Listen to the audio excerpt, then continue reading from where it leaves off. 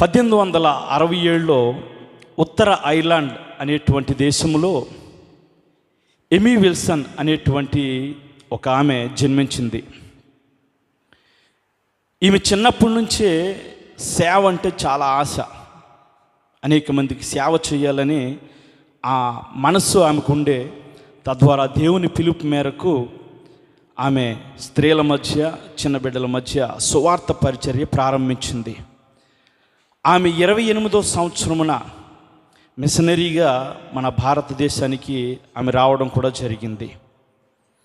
ఆమె వచ్చిన తర్వాత మన భారతదేశంలో మద్రాస్ ప్రాంతంలో, చెన్నై ప్రాంతంలో ఆమె పరిచర్య ప్రారంభించినప్పుడు, అప్పుడు ఆ కాలంలో ఉన్నటువంటి ఆ పరిస్థితులను బట్టి హైందవ ఆ యొక్క మతాధిపతులు చాలా క్రూరంగా ప్రవర్తించి దేవదాసి అనేటువంటి విధముగా చిన్న బిడ్డలని వారు లోబర్చుకుని లైంగికంగా వారిని వేధిస్తూ, స్త్రీలను వేధిస్తూ అక్కడ ఉండేటువంటి ఆ పరిస్థితులు ఆమె చూసి చలించిపోయి వాటి మీద ఆమె ఉద్యమం ప్రారంభించింది. హల్లెలూయా. ఆమె ఉద్యమం ప్రారంభించి ఇంచుమించు 55 సంవత్సరాలు ఈ భారతదేశంలో ఆమె పరిచర్య చేయడం జరిగింది. ఈ బాలికలకు ఎవరైతే అనాథులుగా ఉంటున్నారో, చిన్న బిడ్డలు ఎవరైతే మరి బాలురు అనాథులుగా ఉంటున్నారో, ఎవరైతే అటువంటి దౌర్జన్యాలకు, దోపిడీలకు గురైపోయి ఎటువంటి ఆధారం లేనటువంటి ఆ బిడ్డలందరినీ కూడా, ఆ స్త్రీలందరినీ కూడా ఆమె హక్కును చేర్చుకుని వారికి ఆశ్రయం కల్పించి వారితో ప్రేమతో వారిని పెంచుతూ, వారికి విద్య నేర్పిస్తూ, వారికి ఇంకా మరి వైద్య సదుపాయాలు కల్పిస్తూ ఇటు విధంగా వారి మధ్య పరిచర్య చేయడం ఆమె ప్రారంభించింది. చూస్తే ఒక సంస్థను ఆమె ప్రారంభించి వారందరికీ కూడా ఉపాధి కల్పించి నిజమైన సువార్త అంటే మాటలతో కాదు, అది ఖచ్చితంగా క్రియారూపకమైనటువంటి పనులతో ప్రేమను చూపించాలనేటువంటి ఆ ఉద్దేశాన్ని, మరి ఆ స్థితిని ఆమె అనేక మందికి తెలియచేయడం జరిగింది.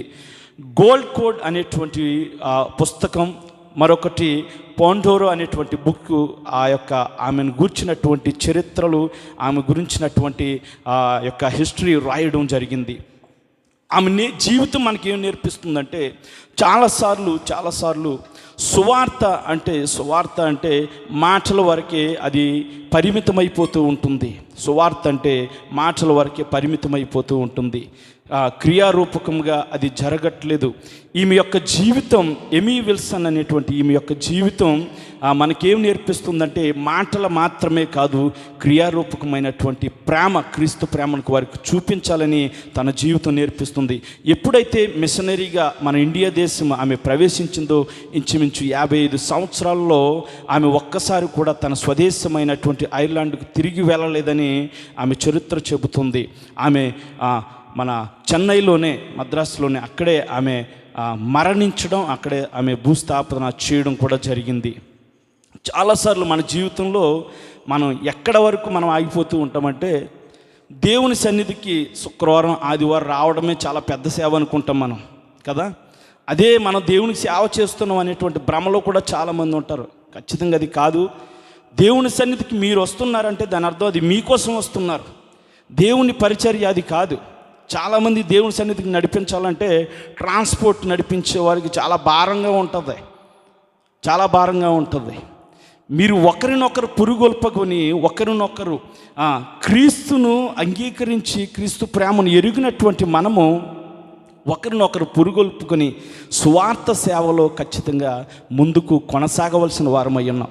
చాలాసార్లు మన వరకే, మన క్షేమమే, మన బాగే, అక్కడ వరకే మన జీవితాలు ఆగిపోతుంటాయి. క్రైస్తవ జీవితంలో కూడా లోకానికి వెలుగుగా మనల్ని పిలిచున్నాడు. లోకమునకు ఉప్పుగా మనం ఉండాలని, రుచికరంగా ఉండాలని ఆయన మనల్ని పిలిచి ఉన్నాడు.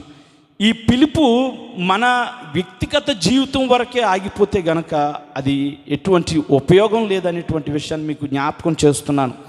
దేవునికి మందిరంలోకి రావడమే అక్కడితోటే ఆగిపోతున్నాం మనం. ఇతరులకు ఎప్పుడు మనం సువార్త ప్రకటిస్తాం? ఎవరు ప్రకటిస్తారు? లోకమునకు సువార్త ఎవరు అందజేస్తారు అంటే ఖచ్చితంగా అది మన మీదే ఆ భారం మోపబడి ఉంది, మనకే ఆ పని అప్పగించబడి ఉంది. ఇక్కడ చూస్తే 2 పేతురు 1వ అధ్యాయం 10వ వచనంలో అంటాడు కదా, సహోదరులారా మీ పిలుపును మీ ఏర్పాటును నిశ్చయం చేసుకొనుటకు మరీ జాగ్రత్త పడుడి. చాలామందికి వ్యక్తిగతంగా మనం ఆలోచించినా కూడా దేవుని సన్నిధికి రావడమే చాలా పెద్ద పనిగా ఆలోచిస్తూ ఉంటారు. చాలామందికి వారి పిలిపేంటో కూడా తెలియదు, పిలిపేంటో తెలిస్తేనే వారు ఏం చేయాలో తెలుస్తుంది. హల్లెలూయా. మన పిలిపేంటో తెలిస్తేనే మనం ఏం చేయాలో తెలుస్తుంది. భక్తుడు అంటాడు కదా, మీ పిలుపును మీ ఏర్పాటును నిశ్చయం చేసుకోమంటాడు. అంటే కన్ఫర్మ్ చేసుకోండి మీరు ఎందు నిమిత్తమై పిలువబడ్డారు. మన వ్యక్తిగత జీవితాల వరకే మనం దేవుని సన్నిధికి వచ్చి దైవజనుడు చెప్పిన వర్తమానాలు విని తిరిగి వెళ్ళిపోతూ అక్కడ వరకే మన వ్యక్తిగత జీవితాలు, ఆత్మీయ జీవితాలు మనం కట్టుకుంటే దానివల్ల ఎటువంటి ఉపయోగం లేదు అనేటువంటి విషయాన్ని మీకు జ్ఞాపకం చేస్తున్నాను. దేవుడు అనేక పరిచర్యలకు మనం పిలుచుకున్నాడు. దైవజనులు ఇక్కడ నిలబడి అనేక మందిని అనేక పరిచర్యలకు వారు అభిషేకిస్తూ ఉంటారు. చాలామంది అభిషేకించినప్పుడు చాలామంది కనిపిస్తారు, దినాలు గడిచే కొలది ఆ యొక్క జనం తగ్గిపోతుంటారు. వారికి అప్పగించిన పని ఏంటో కూడా వారికి గుర్తుండదు, వారికి తెలియదు. మీ పిలుపును మీ ఏర్పాటును మీరు నిశ్చయం చేసుకోండి, కన్ఫర్మ్ చేసుకోండి. దేవుడు ఒక ప్రత్యేకమైన పని కోసం మనల్ని పిలుచున్నాడు, ఒక ప్రత్యేకమైన పనిని మనకి అప్పగించున్నాడు. హల్లెలూయా, హల్లెలూయా. అందుకని ఎఫెసీయుల పత్రిక 4వ అధ్యాయం 13వ వచనంలో ఉంటాడు చక్కటి మాటలు, పరిశుద్ధులు సంపూర్ణులగునట్లు క్రీస్తు శరీరము క్షేమాభివృద్ధి చెందుటకు కొందరిని అపోస్తలులుగాను, కొందరిని ప్రవక్తలుగాను, కొందరిని ఉపదేశకులుగాను, కొందరిని సువార్తికులుగాను, కొందరిని కాపురులుగాను నియమించాడు. హల్లెలూయా. అనేకమైనటువంటి పరిచర్యలు భాగాలు మనకు కనిపిస్తున్నాయి. ఇక్కడ పౌలు భక్తుడు రాస్తూ అంటున్నాడు, కొంతమంది అపోస్తలులుగా ఉన్నారు, కొంతమంది కాపురులుగా ఉన్నారు, కొంతమంది సువార్తికులుగా ఉన్నారు, కొంతమంది ఉపదేశకులుగా ఉన్నారు, కొంతమంది ప్రవచనాలు ప్రవచించేవారుగా ఉన్నారు. అనేకమైనటువంటి విభాగాలు, అనేకమైనటువంటి పనులు. ఇదంతా దేనికోసం అంటే క్రీస్తు శరీరము క్షేమాభివృద్ధి చెందుటకు. క్రీస్తు శరీరం అంటే సంఘము క్షేమాభివృద్ధి చెందాలి. అభివృద్ధి మాత్రమే కాదు, ఇది క్షేమాభివృద్ధి చెందాల. క్రీస్తు శరీరము క్షేమాభివృద్ధి చెందాలి. పరిశుద్ధులు, ఒక్కసారి నీవు బాప్తిస్మం పొందిన తర్వాత నీ బ్రతుకు అక్కడే ఆగిపోకూడదు. పరిశుద్ధులు సంపూర్ణులగుట కొరకు, పరిశుద్ధత నుంచి అతి పరిశుద్ధతలోకి నువ్వు ప్రవేశించుట కొరకు అనేక మందిని దేవుడు ఏర్పాటు చేసి వారికి పని అప్పగించడం జరిగింది.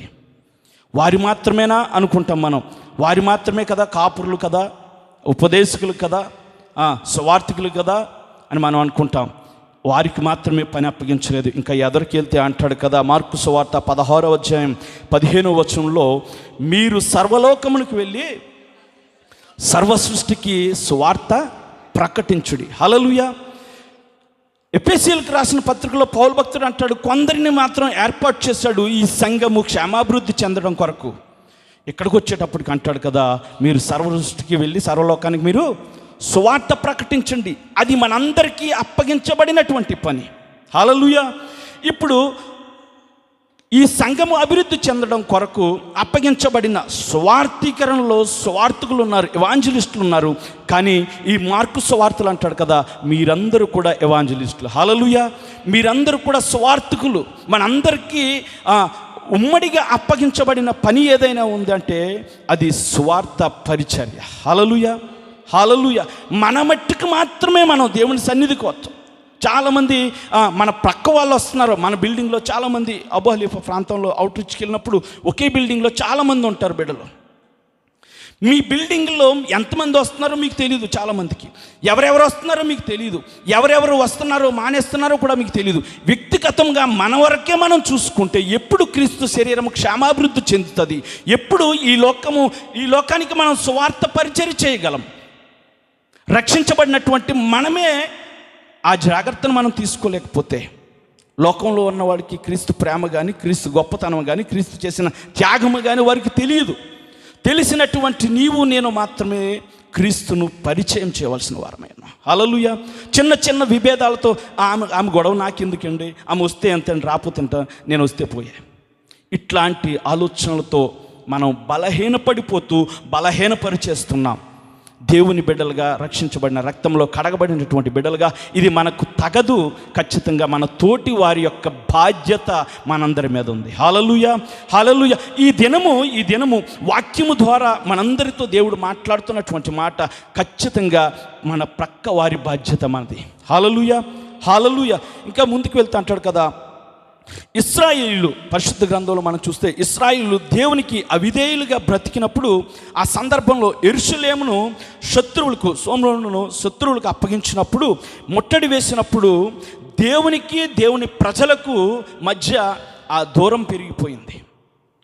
దేవుని ప్రజలైనటువంటి ఇశ్రాయేలు ఎప్పుడైతే దేవునికి విరోధంగా అవిధేయతగా వారు జీవించారో దేవునికి దేవుని ప్రజలకి ఆ దూరం పెరిగిపోయింది, ఎడబాటు పెరిగిపోవడంతో శత్రువులు ఆ యొక్క యెరూషలేమును ముట్టడి వేసినప్పుడు యెషయా భక్తుడు ప్రవచనారూపకంగా ఆయన అంటాడు కదా, 52వ అధ్యాయం 7వ వచనంలో, యెషయా గ్రంథం 52వ అధ్యాయం 7వ వచనంలో,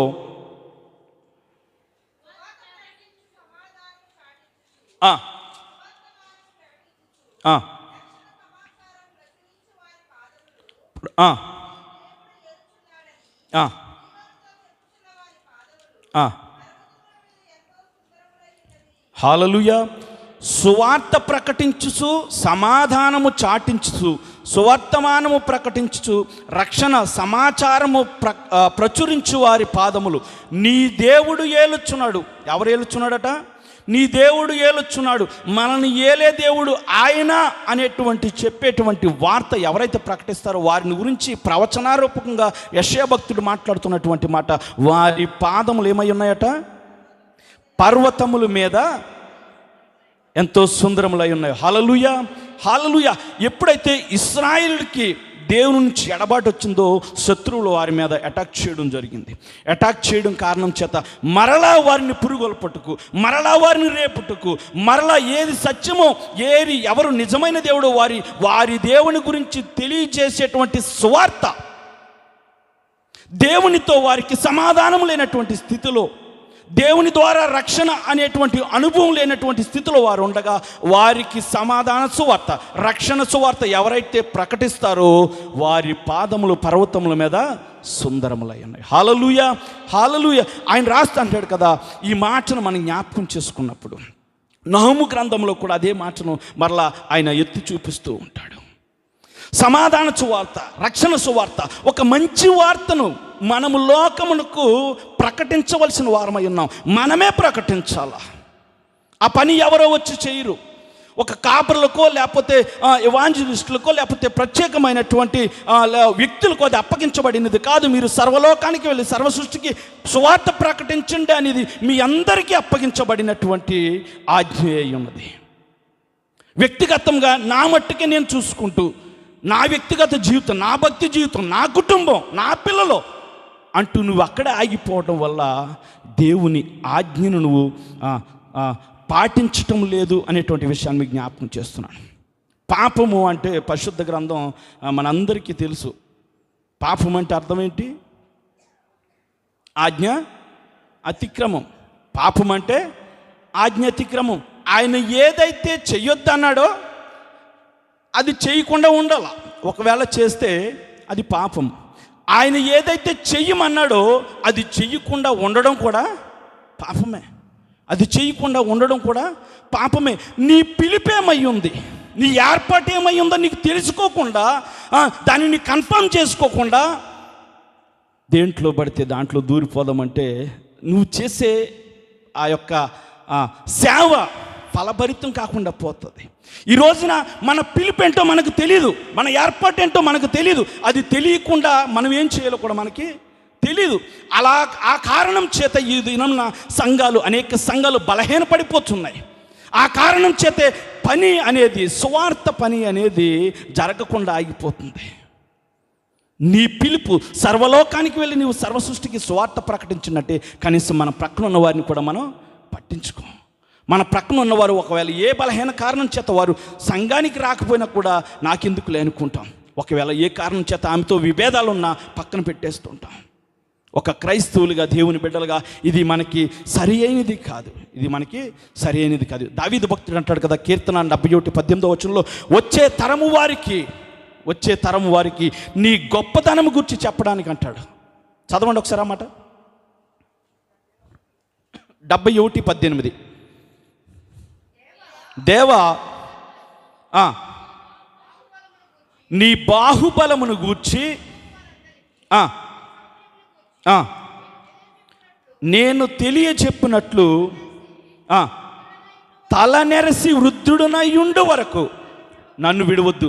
దావీదు భక్తుడు పలుకుచున్నటువంటి గొప్ప మాట ఒకసారి మరలా నేను చదువుతాను, జ్ఞాపకం చేసుకోండి. దేవా వచ్చు తరమునకు, ఈ తరము కాదు, ఆయన తరము కాదు, ఆయనతో ఉన్నవారికి కాదు, ఆయనతో ఉన్నవారికి మాత్రమే కాదు, వచ్చే తరానికి కూడా ఆయన అంటాడు కదా, నీ బాహుబలమును గూర్చియు పుట్టబో వారందరికీ నీ శౌర్యమును గూర్చియు నేను తెలియజెప్పినట్టు. ఎంత ఆశ చూడండి, దేవుని గొప్పతనము గురించి ఆయన తెలియజేయాలనే ఆశ. రాబోయే తరాలకి ఆయన గురించి ప్రకటించాలి, ఆయన గొప్పతనం తెలియజేయాలనేటువంటి ఆశని ఇక్కడ దావీదు భక్తుడు వ్యక్తపరుస్తున్నాడు కదా. నేను తెలియజేయనట్లు తలనెరసి వృద్ధుడనయ్యుండు వరకు నన్ను విడవద్దు. హల్లెలూయా, హల్లెలూయా. మన పక్క వారిని సహితం మనం పట్టించుకోకుండా విడిచిపెట్టేస్తూ ఉంటాం. దేవునిని ఎరిగిన వారమే, రక్షణ అనుభవంలోనికి వచ్చిన వారమే, బాప్తిస్మ సాక్ష్యంలోనికి వచ్చిన వారమే, అనేక మార్లు దేవుని మేలులు పొందుకుంటున్న వారమే. దేవుని గురించి చెప్పడానికి మనకి సిగ్గు, దేవుని గురించి మాట్లాడాలంటే భయము. అదొక నామోసి. చాలామందికి గొడవ పడనంటే ఎక్కడున్నాం, ఏ స్థలంలో ఉన్నాము కూడా ఆలోచించరు చాలామంది. పరిశుద్ధ స్థలంలో ఉన్నామని కూడా ఆలోచించరు చాలామంది. దేవుని గురించి మాట్లాడడానికి రాని నోరు గొడవ పడడానికి వస్తుంది. దేవుని బిడ్డలుగా దేవుని గురించి మాట్లాడవలసింది మనమే. హల్లెలూయా. దేవుని గురించి ప్రకటించవలసింది మనమే. ఈ సువార్తను మోసుకొని పోవలసింది మనమే. హల్లెలూయా, హల్లెలూయా. మంగా సంఘంలో యవనస్తుల గురించి నేను ఒక ప్రత్యేక మాట నేను చెప్తాను. నిజంగా గాడ్ బ్లెస్ యూ అంతే, అంతకుమించి నేను చెప్పలేను.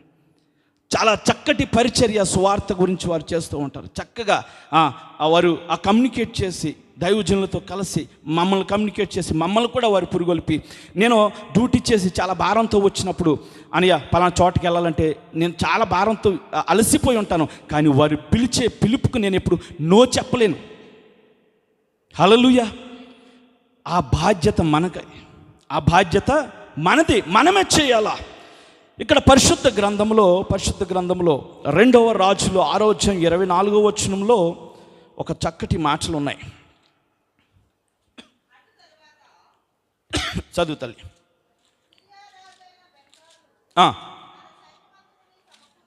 తన సైన్యం అంతా సమకూర్చుకొని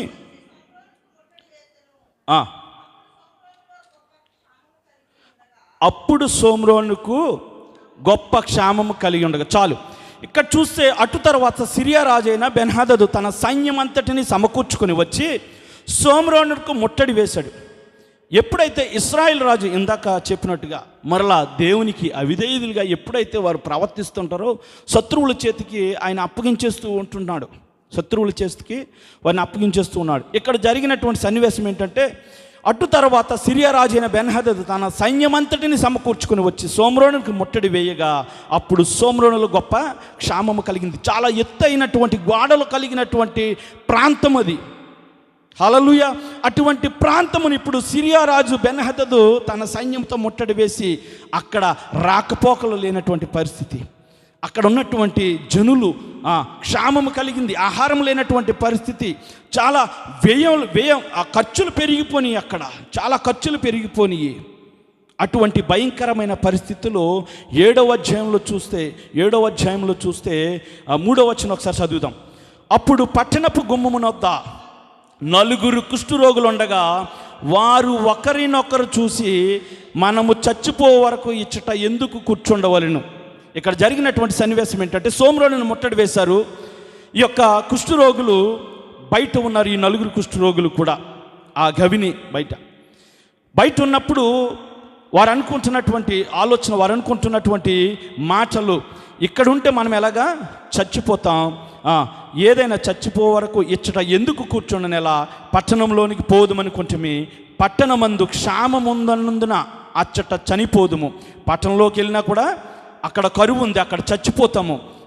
ఇచ్చట ఊరక కూర్చున్నను, ఇక్కడ కూడా చచ్చిపోదాం. పదండి సిరియనుల దండుపేటలోనికి పోవుదాము రండి. వారు మనలను బ్రతకనిచ్చినా బ్రతుకుదాం, మనల్ని చంపినా చత్తుమని చంది చీకటి యందు సిరియనుల దండుపేటలోనికి పోవాలని లేచి సిరియనుల దండు వెలుపల భాగమునొద్దకు రాగా.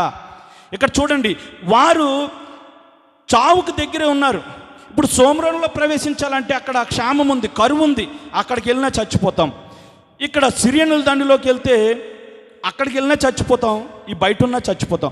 ఒకవేళ అక్కడ బ్రతకనిస్తే బ్రతుకుతాం, లేకపోతే చచ్చిపోతాం, ఎక్కడైనా సావలసిందే అని వారు స్టెప్ తీసుకుని లోపలికి వెళ్ళినప్పుడు దేవుడు అక్కడ కార్యం చూడండి. 6వ వచనం, యెహోవా రథముల ధ్వనియు గుర్రముల ధ్వనియు గొప్ప సమూహపు ధ్వనియు సిరియనుల దండునకు వినబడినట్లు చేయగా, వారు మన మీదకు వచ్చుటగా ఇశ్రాయేలు రాజు హిత్తీల రాజులకును ఐగుప్తీల రాజులకును బత్తిమిచ్చి ఉన్నాడని సిరియనులు ఒకరితో ఒకడు చెప్పుకొనగా, లేచి తన గుడారంలో నిన్ను గుర్రంలోనైనను గాడిదలోనైను దండుపేటలో ఉన్న వాటిలో ఏది కూడా తీసుకొనక తన ప్రాణములు రక్షించుట చాలుననుకొని సంధ్య చీకటిని ఉన్నట్టుగా పేట విడచి పారిపోయి. ఇక్కడ గొప్ప కార్యం దేవుడు చేస్తాడు.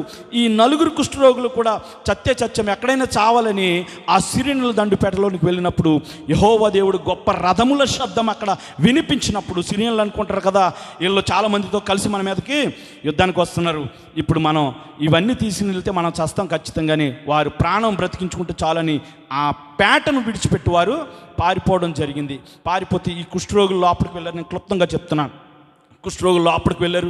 చక్కగా అక్కడ ఉన్నటువంటి చాలా వస్తువులు వాళ్ళు దాచిపెట్టుకున్నారు. ఆహారం తిన్నారు, వారు సమృద్ధిగా తిన్నారు. వారికి ఇప్పుడు క్షేమం కలిగింది. క్షేమం నుంచి ఏం కలిగింది? క్షేమం కలిగింది. మరణం నుంచి ఏం కలిగింది? ఇప్పుడు జీవం కలిగింది. బ్రతికారు. ఈ బ్రతుకును, ఈ క్షేమమును వారు మాత్రమే అనుభవించకుండా ఒక చక్కటి మాట వారు మాట్లాడుతున్నారు. 9వ వచనం చదవండి. మనము చేయనది మంచి పని కాదు, నేటి దినము శుభవర్తమానము గల దినము. హల్లెలూయా, హల్లెలూయా. నేటి దినము ఏ దినమై ఉన్నది? శుభవర్తమానము గల దినమై ఉన్నది. వారు అనిపించినటువంటి ఆ క్షేమము, వారు అనిపించినటువంటి ఆ జీవము, వారు అనిపించినటువంటి ఆ సమృద్ధి మనం మాత్రమే అనిపించుకోకూడదని ఆ యొక్క కుష్ఠరోగులు ఆలోచించి, ఇది న్యాయం కాదని వారు చేసినటువంటి పని ఏంటో తెలుసా? నేటి దినము శుభవర్తమానము గల దినము. మనం ఊరుకొన్న నెల తెల్లవారు వరకు మనం ఇచ్చుట నుండి ఎడల ఏదో ఒక అపాయం సంభవించినని ఈ వార్తను సోమ్రోనులో ఉన్నటువంటి, కరువులో ఉన్నటువంటి, అపాయములో ఉన్నటువంటి, చావుకు దగ్గరగా ఉన్నటువంటి తన ప్రజలకు ఈ కుష్ఠరోగులు 4 కూడా మోసుకొని పోయారు. హల్లెలూయా, హల్లెలూయా. ఏం జరిగిందంటే వారు అనుభవించినటువంటి ఆ క్షేమమును, వారు అనిపించినటువంటి ఆ సమృద్ధిని వారి తోటి ఉన్నటువంటి వారందరికీ కూడా వారు తెలియజేశారు. సోమ్రోనులో ఉన్నటువంటి ఇశ్రాయేలు అందరూ కూడా దాన్ని అనుభవించారు. దేవుడు మనకు అనుగ్రహించినటువంటి రక్షణను మనం మాత్రమే కాదు అనుభవించడం, దేవుడు మనకు అనుగ్రహించినటువంటి ఆ వారసత్వం మనకు మాత్రమే కాదు అనుభవించడం, దేవుడు మనకు అనుభవించబోయేటువంటి ఆ పరలోక రాజ్యం మనం మాత్రమే కాదు అనుభవించడం, మన చుట్టూ ఉన్నవారు కూడా అనుభవించాల. నేటి దినము శుభవర్తమానము దినం ఇది. హల్లెలూయా. దూతలు అంటారు కదా, దూతలు మాట్లాడుతూ అంటారు చక్కటి మాట. ఏం మాట అది? ఇదిగో ప్రజలందరికీ కలగబోవు మహాసంతోషకరమైన శుభవర్తమానం మీకు తెలియజేస్తున్నాను. దూత చెప్పుచున్నటువంటి సువార్త సర్వలోకానికి ప్రకటిస్తుంది. హల్లెలూయా, హల్లెలూయా. ఇది ఒక గొర్రె కాపరులకు కాదు, లేకపోతే జ్ఞానులకు మాత్రమే కాదు, ఆ ప్రాంతంలో ఉన్నటువంటి వారికి మాత్రమే కాదు, సర్వలోకంలో ఉన్నటువంటి వారందరికీ సంబంధించినటువంటి వార్త. ఇది మనకు మాత్రమే కాదు, క్రీస్తుని గురించినటువంటి రక్షణ వార్త, సమాధాన వార్త. ఈ సువార్తను మనం అందరికీ ప్రకటించి వారిని దేవుని సన్నిధికి నడిపించవలసినటువంటి బాధ్యత మనదే. హల్లెలూయా. 4 గోడల మధ్య భజన చేసుకునే విధంగా ఆరాధించుకొని ఇక్కడే మనమే మాత్రమే అనుభవించేసి ఈ ఆనందాన్ని వెళ్ళిపోదామంటే కుదరదు. పరిశుద్ధ గ్రంథంలో యేసు ప్రభు వారు ఈ లోకాన్ని విడిచిపెట్టి వెళ్ళిన తర్వాత మొట్టమొదటి సంఘంలో జరిగినటువంటి సన్నివేశం ఏంటో తెలుసా? అపోస్తుల కార్యములు 8వ అధ్యాయంలో సంఘమునకు గొప్ప హింస కలిగినందున అని రాయబడి ఉంది. ఏం కలిగిందట? చదవండి ఒకసారి. ఆ కాలమందు యెరూషలేములో ఉన్నటువంటి సంఘము గొప్ప హింస కలిగింది. ఎవరికి కలిగిందట హింస? వాళ్ళు ఎక్కడున్నారో తెలుసా? ఒక చోట మాత్రమే కూడుకున్నారు. ఇలా మనకలాగా 4 గోడల మధ్యన ఉన్నారు. ఆ సంఘానికి ఇప్పుడు ఏం జరిగిందంటే ప్రమాదం పొంచి ఉంది. ఏం పొంచి ఉంది? ప్రమాదం పొంచి ఉంది. చదువు తల్లి. అపోస్తలులు తప్ప అందరూ కూడా యూదయ సమరయ దేశములందు చెదరిపోయారు. చాలు తల్లి. మనం ఎప్పుడు కూడా ఒక్క చోటే ఉండిపోవాలనే ఆలోచన, మనం ఎప్పుడు ఈ 4 గోడల మధ్యనే దేవుని సువార్త ఏమండి ఇక్కడ నిలబడి చెప్పడం, ఇది ఈ రోజుల్లో ఇట్స్ నాట్ ఏ మ్యాటర్. ఒక విషయం చెప్తున్నాను. మన రాంబాబు గారు నేను నత్తోడిని అంటాడు. ఆయన ఏమంటాడు? నేను నత్తోడిని అంటాడు. నాకు మాట మాంద్యం అంటాడు. నేను చదువుకోలేదు అంటాడు. ఆయన కూడా నిలబడి చక్కటి వర్తమానం చెప్తాడు. ఇక్కడ చెప్పడం కాదు, లోకంలోనికి వెళ్ళవలసిన బాధ్యత మంది. హల్లెలూయా. లోకంలోనికి వెళ్ళి దేవుని గురించి ప్రకటించవలసినటువంటి బాధ్యత మందే. దేవుని గురించినటువంటి తెలిసినటువంటి మనమే ప్రకటించకపోతే, ఇక్కడే ఈ 4 గోడల మధ్యన మనం ఆగిపోతే గనక సంఘము క్షేమాభివృద్ధి చెందదు. వారు సంఘములోనే ఉండి దేవుని ఆరాధిస్తున్నప్పుడు సంఘానికి ఏం జరిగిందట? సంఘానికి ఏం జరిగింది? చదువు తల్లి మరొకసారి. ఆ కాలమందు యెరూషలేములోనికి సంఘమునకు గొప్ప హింస కలిగింది. ఎప్పుడైతే దేవుడు ఆ సంఘమును చూశాడో, నేను అనుకుంటాను చదువుకున్నప్పుడు దేవుడే కార్యం చేశాడు అనుకుంటాను. ఆ హింసను దేవుడే ప్రవేశపెట్టాడు అనుకుంటాను. ఆ నష్టాన్ని దేవుడే ప్రవేశపెట్టాడు అనుకుంటాను. మనం అనుకుంటాం చాలాసార్లు ఈ సంఘానికి మన పరిస్థితులు ఎలా ఉన్నాయే అలా ఉన్నాయి అనుకుంటాం. కానీ మనము కుదించేసుకుంటున్నామేమో, మనమే మన మనసుని సంకుచితం చేసేసుకుంటున్నామేమో, మనం అడ్జస్ట్ చేసేసుకుంటున్నాం. ఇది చాలు. దేవుడు ఏం చేశాడో తెలుసా? ఆ సంఘమునికి హింస ప్రవేశింపజేశాడు, హింసను అనుమతింపజేశాడు. ఎప్పుడైతే ఆ సంఘమునకు, యెరూషలేములో ఉన్నటువంటి సంఘమునకు హింస దయచేయబడిందో, వారు ఎక్కడికి పారిపోయారట? అపోస్తలులు తప్ప యూదయ సమరయ చెదరిపోయి ఏం చేశారో తెలుసా? చదువు తల్లి.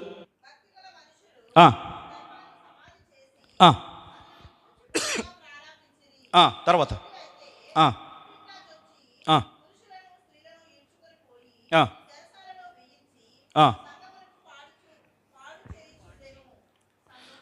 కాబట్టి 4వ వచనం తల్లి. కాబట్టి చెదరిపోయిన వారు సువార్త వాక్యమును ప్రకటించుచు సంచారం చేశారు. హల్లెలూయా. ఏం చేశారు వాళ్ళు? సంఘము నుంచి చెదరగొట్టబడిన తర్వాత వెళ్ళిపోయి అన్నీ మూసుకుని, అయ్యో మాకు ప్రమాదం పొంచి ఉందని వాళ్ళు ఆగిపోలా, చెదరిపోయారు. వారు అటు ఇటు చెదరిపోయి యూదయ సమరయ దేశంలో ఉందరు చెదరిపోయిన వారు దేవుని సువార్త ఎక్కడున్నా అక్కడ ప్రకటించడం ప్రారంభించారు. వారు అట్లా ప్రకటించారు కాబట్టే ఈ రోజున ప్రపంచాన్ని చుట్టుముట్టింది ఆ సువార్త, ఆ మంచి వార్త, ఆ దేవుని గురించినటువంటి వార్త. మనం మాత్రం 4 గోడల మధ్యన ఇక్కడ ఇదే చాలనుకుంటే గనక దేవునిని పరిచయం చేసేవాడేవాడు? యెషయా భక్తుడు ఇక్కడ చూస్తే యెషయా భక్తుడు ఏ ప్రవచనం అయితే ఎత్తి చూపిస్తున్నాడో, ఏ ప్రవచనాన్ని అయితే ఆయన ఎత్తి చూపిస్తున్నాడో, అపోస్తలుడైన పౌలు కూడా అదే ప్రవచనాన్ని మరలా మనకి రోమీయులకు రాసిన పత్రికలో మనకి జ్ఞాపకం చేస్తాడు. 10వ అధ్యాయం 15వ వచనంలో, రోమీయులకు రాసిన పత్రిక 10వ అధ్యాయం 15వ వచనం.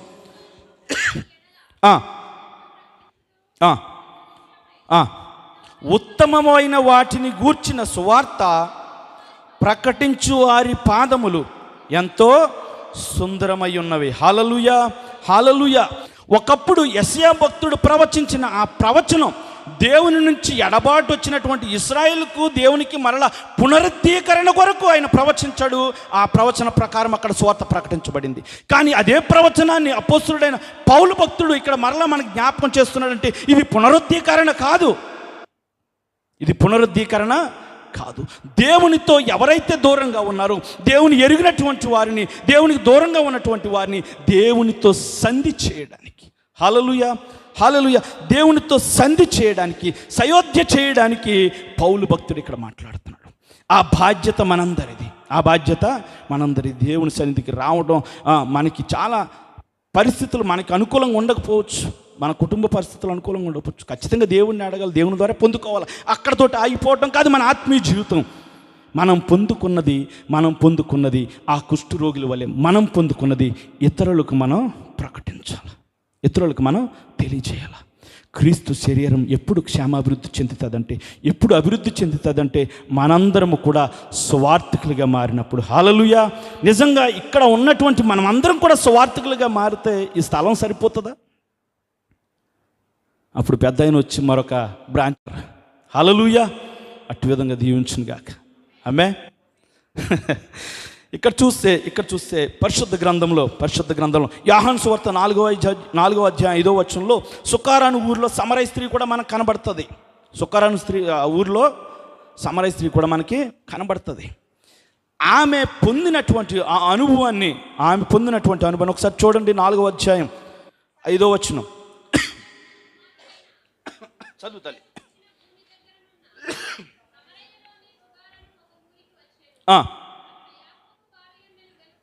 5వ వచనం చదువుతాలి.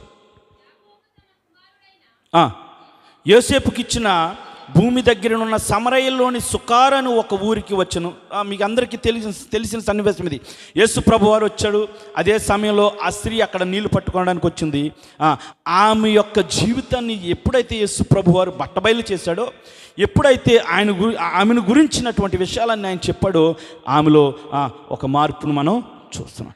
ఎప్పుడైతే యేసు ప్రభుని ఆమె అనుభవించిందో, ఆ అనుభవంలోనికి ఆమె వచ్చిందో, ఆమె మాత్రం అక్కడ ఆగిపోలే. తర్వాత చూస్తే అంటాడు కదా 28వ వచనంలో, ఆ స్త్రీ తన కొండను విడిచిపెట్టి ఊరిలోకి వెళ్ళింది. ఎక్కడికి వెళ్ళిందట? ఊరిలోకి వెళ్ళింది. ఏ పని మీద వచ్చిందో ఆ పనిని విడిచిపెట్టింది, ఏ స్థితి నుంచి వచ్చిందో ఆ స్థితిని విడిచిపెట్టింది, ఏ ఆలోచనతో వచ్చిందో అవన్నీ కూడా అక్కడ విడిచిపెట్టేసింది. ఊరిలోకి వెళ్ళింది. ఎప్పుడు ఆమె ఊరిలోకి వెళ్ళిన అనుభవం లేదనుకుంటా నాకు తెలిసి. ఇప్పుడు చేస్తున్నటువంటి పని ఏంటంటే, ఆ స్త్రీ తన కొండను విడిచిపెట్టి ఊరిలోనికి వెళ్ళి, మీరు వచ్చి నేను చేసినవన్నీ నాతో చెప్పిన మనిషిని చూడండి, ఈయన క్రీస్తు కాడా అంటుంది. హల్లెలూయా హల్లెలూయా.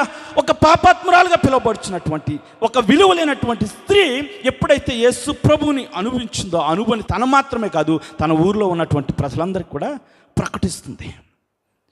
మనం మాత్రమే కాదు క్రీస్తును అనుభవించటం, మనం మాత్రమే కాదు ఆయన గొప్పతనాన్ని తెలుసుకోవటం, ఇతరులకు మనం తెలియచేయాలి. మనతో ఉన్నవారు చాలామంది అన్యులు మనతో ఉంటున్నారు, చాలామంది దేవుని ఎరిగినటువంటి వారు ఉంటున్నారు. వారందరికీ సమయం దొరికినప్పుడు, ఎప్పుడు అవకాశం కుదిరితే అప్పుడు దేవుని తెలియచేయడానికి మీరు ప్రయత్నించండి. హల్లెలూయా హల్లెలూయా. ఇక్కడ చూస్తే అందుకనే యెషయా భక్తుడు ఏ ప్రవచనాన్ని అయితే ప్రవచించాడో, మరలా పౌలు భక్తుడు అదే ప్రవచనాన్ని ఎత్తి చూపిస్తున్నాడు. ఎవరైతే సువార్త ప్రకటిస్తారో వారి పాదములు పర్వతముల మీద సుందరములయ్యాయి. ఎంతో సుందరమైన పాదములు సుందరంగా ఉంటాయంటే ఎవరైనా, అది చూడడానికి మన బాడీ పార్ట్స్లో ధూళి పట్టినది ఏదైనా ఉందంటే కాళ్ళే కదా, ధూళి పట్టిన భాగం ఏదైనా ఉందంటే కాళ్ళే. అవి ఘనహీనమైనవిగా మనకు కనబడతాయి. కానీ దేవుడు ఎప్పుడైతే సమాధాన సువార్తను, క్రీస్తును నువ్వు ప్రకటిస్తావో, ఆ ఘనహీనమైన వాటిని, ఆ ఎన్నిక లేనటువంటి వాటిని గురించి మాట్లాడతాడు కదా, ఎంతో సుందరమైనవి. హల్లెలూయా హల్లెలూయా. ఎంతో సుందరమైన వాటిని గురించి అయినా మాట్లాడుతున్నాడు. ఇక్కడ చూస్తే నేను ముగింపుకు వచ్చేసాను, ఎక్కువ మాట్లాడలేదు. ఇందాక మరి చదివినటువంటి 1 కొరింథీ 11వ అధ్యాయం, ఆ ప్రకారమే భోజనమైన పిమ్మట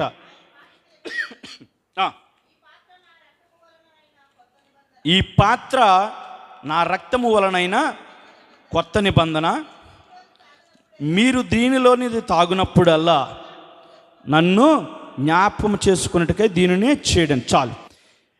చాలామంది పరిశుద్ధ బలలో పాల్గొంటున్నారు. మంచిది, పాల్గొవాలి ఖచ్చితంగా.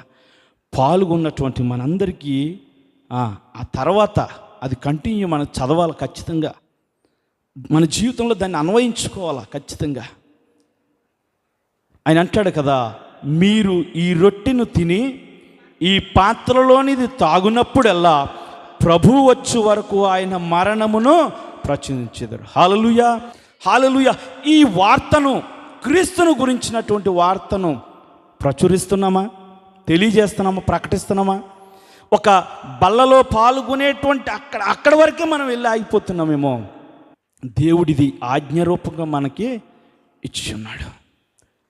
ఏదైతే చేయమన్నాడో అది ఖచ్చితంగా చేయాల. ఏదైతే చేయమన్నాడో అది ఖచ్చితంగా చేయాల. ఏదైతే పాపమని మనకి ఎంచబడుతుందో, తెలియజేయబడుతుందో వాటికి దూరంగా ఉంటున్నాం, మంచిదే. చెయ్యొద్దు అన్నాడు కదా అని ఆగిపోతున్నాం. కానీ చెయ్యమన్నవి కూడా చేయకుండా ఉంటే మనము పాపం చేసిన వారిగా ఉండిపోతున్నాం అనేటువంటి విషయాన్ని మీకు జ్ఞాపకం చేస్తున్నాను. దేవుని సన్నిధిలో మన వరకే మన జీవితాలను చూసుకుంటే దానివల్ల ఉపయోగం లేదు. మన వ్యక్తిగత జీవితాలు ఆత్మీయంగా బలపడాలా, మన ద్వారా మన కుటుంబం రక్షించబడాలా. చాలాసార్లు అవుట్రీచ్ చేసినప్పుడు అన్ని పరిస్థితులు కూడా అనుకూలంగా ఉండవు. ఒక సందర్భం గుర్తు చేస్తాను. మంగాపులో బ్లాక్ 4లో యవనస్తులతో కలిసి ప్రభాకరు, ఇంకా మన శ్యాము, ఇంకెవరెవరు ఉన్నారు నాకు సరిగ్గా గుర్తులేదు, మన సిహెచ్ సామ్యుయల్ గారు పాస్టర్ గారితో మేము అవుట్రీచ్లో ఉన్నాం. నాని గారు కూడా ఉన్నారు. అవుట్రీచ్లో ఉన్నప్పుడు ఆయనతో చాలా అనుభవాలు బాగుంటాయి. ఎప్పుడైనా వెళ్ళండి. ఒక ఇంటికి వెళ్ళాం. ఆ ఇల్లు క్రైస్తవులది కాదు. బయటేమి క్రీస్తునేడు పుట్టిను, క్రీస్తునేడు లేచును ఇటువంటి ఏమీ లేవు. ఆయన వెళ్ళి టక్కమని డోర్ కొట్టాడు. డోర్ కొట్టగానే మాకు భయం పట్టుకుంది. అయ్యా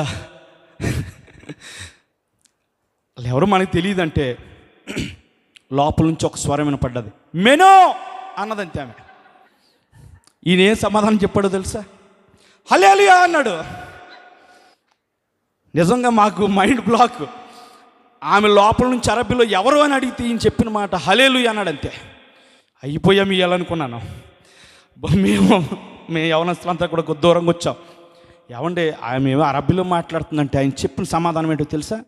ఏమన్నా కొడితే 4 గుద్దులు వేస్తారండి, అంతకుముందు ఏం చేస్తారు అన్నాడు. అంతే, కొడితే 4 గుద్దులు వేస్తారు, అంతకు మించి ఏం చేస్తారు అన్నాడు. మెను అని మాట్లాడిన ఆ స్త్రీ తోటే తలుపు తీయించాడు, లోపలికి వెళ్ళాడు, మోకాళ్ళు వేయించి ప్రార్థన చేయించాడు ఆయన. హల్లెలూయా, మోకాళ్ళు వేయించి ప్రార్థన చేయించాడు. ఆ ప్లాట్లో ఉన్నటువంటి బిడ్డలను అటెళ్తున్న వాళ్ళని ఇటెళ్తున్న వాళ్ళని చేయి పట్టుకుని లాగి మరీ ప్రార్థన చేసేస్తున్నాడు. అయ్యి బాబోయ్, నిజంగా భారము మనకున్నప్పుడు మనం మాత్రమే ఆ దేవుణ్ణి అనుభవించడం కాదు, మనం మాత్రమే ఆయన రక్షకుడిగా అంగీకరించి అక్కడే ఆగిపోవడం కాదు, క్రీస్తుని ప్రకటించాలనే భారం మనకున్నప్పుడు నీ పిలుపేంటో నువ్వు మర్చిపోవద్దు.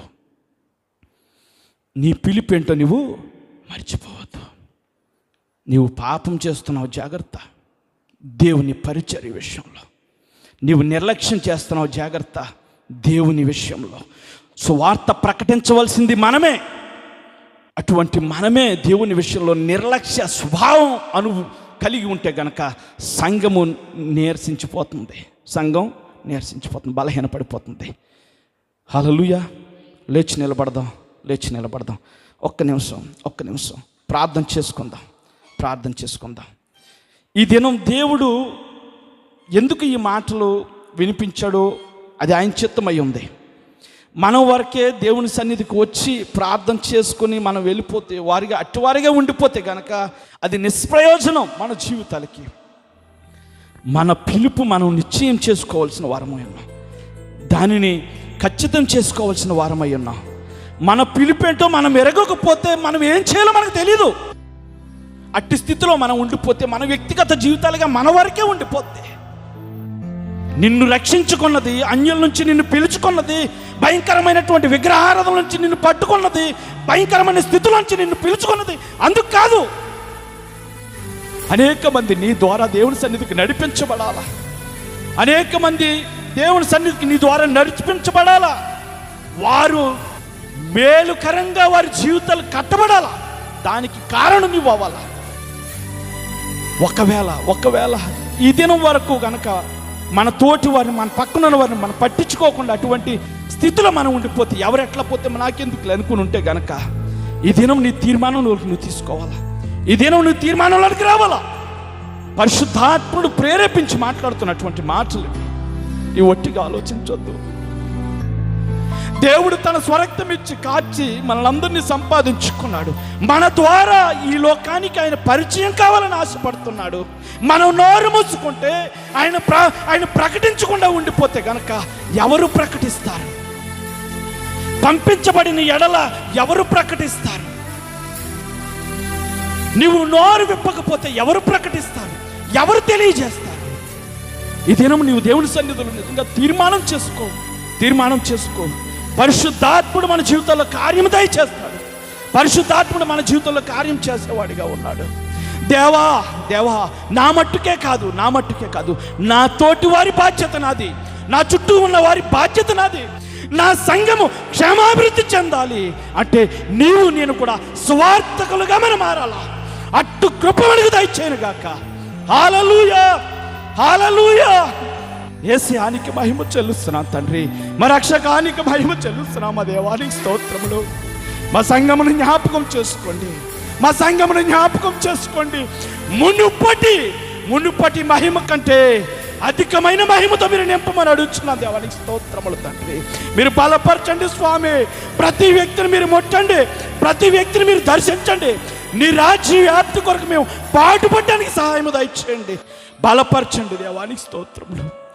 ఎంతవరకు మేము అవిధేయులుగా ఉన్నామేమో, ఎంతవరకు నీ సువార్తను ప్రకటించకుండా మేము బలహీనులుగా ఉన్నామేమో దేవా, దయతో క్షమించండి స్వామి. మమ్మల్ని అనేక మంది మధ్య సువార్తకులుగా మీరు మార్చమని అడుగుతున్నాను. సహాయము దయచేయండి. మా ప్రతి బలహీనత నుంచి విడుదల దయచేయండి. మా నోట మీ మాట ఉంచండి. మేము ఎక్కడికి వెళ్ళినా నిన్ను ప్రచురించేవారిగా, నిన్ను కనపరిచేవారిగా తండ్రి కృప చూపించమని అడుగుతున్నాను. సహాయకానికి మహిమ చెల్లిస్తున్నాను. మీరు మాత్రమే మహిమ పొందమని ఎవరైతే ఈ దినము నీ సన్నిధిలో తీర్మానం చేసుకున్నారో బిడ్డలందరినీ నీ చేతులకు అప్పగిస్తున్నాను స్వామి. బిడ్డలందరినీ నీ చేతులకు అప్పగిస్తున్నాను. వారిని ముట్టండి. పరిశుద్ధాత్మ దేవా, వారిని మీరు అభిషేకించుకోమని అడుగుతున్నాను తండ్రి. వారి జీవితాలను నీకు